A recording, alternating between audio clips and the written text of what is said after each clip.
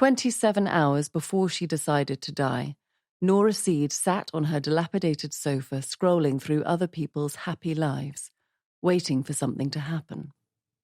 And then, out of nowhere, something actually did. Someone, for whatever peculiar reason, rang her doorbell. She wondered for a moment if she shouldn't get the door at all. She was, after all, already in her nightclothes, even though it was only 9 p.m. She felt self-conscious about her oversized eco-warrior t-shirt and her tartan pyjama bottoms. She put on her slippers, to be slightly more civilized, and discovered that the person at the door was a man, and one she recognized. He was tall and gangly and boyish, with a kind face, but his eyes were sharp and bright, like they could see through things. It was good to see him, if a little surprising, especially as he was wearing sports gear and he looked hot and sweaty despite the cold, rainy weather.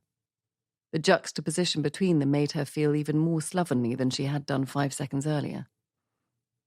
But she'd been feeling lonely.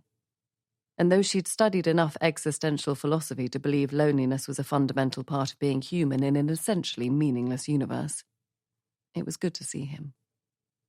"Ash," she said, smiling. "It's Ash, isn't it?" "Yes, it is." "What are you doing here?"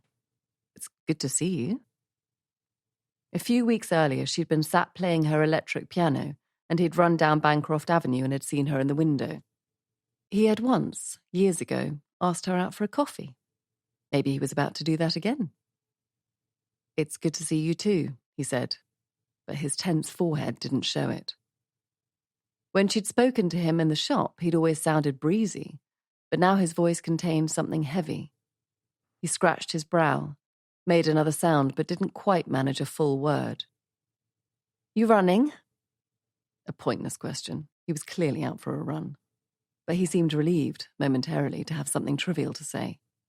"Yeah, I'm doing the Bedford Half. It's this Sunday." "Oh, right. Great. I was thinking of doing a half marathon, and then I remembered I hate running." This had sounded funnier in her head than it did as actual words being vocalized out of her mouth.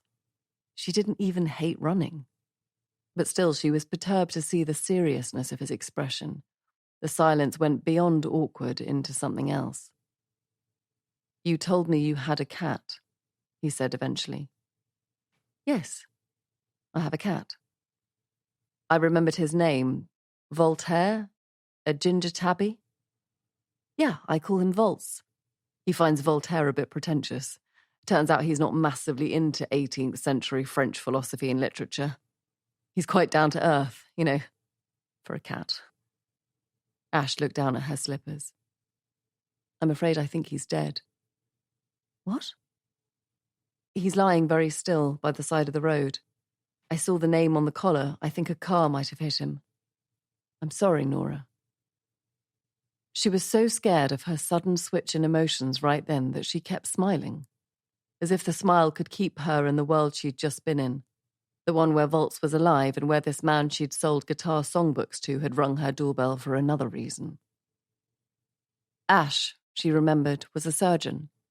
Not a veterinary one, a general human one. If he said something was dead, it was, in all probability, dead. "I'm so sorry." Nora had a familiar sense of grief. Only the sertraline stopped her crying. "Oh, God."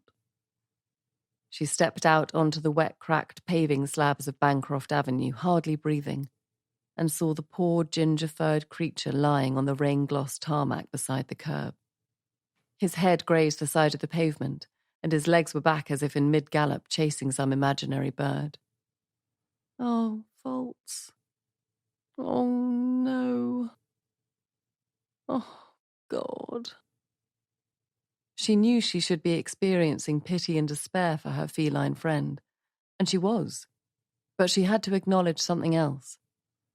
As she stared at Voltaire's still and peaceful expression, that total absence of pain, there was an inescapable feeling brewing in the darkness. Envy.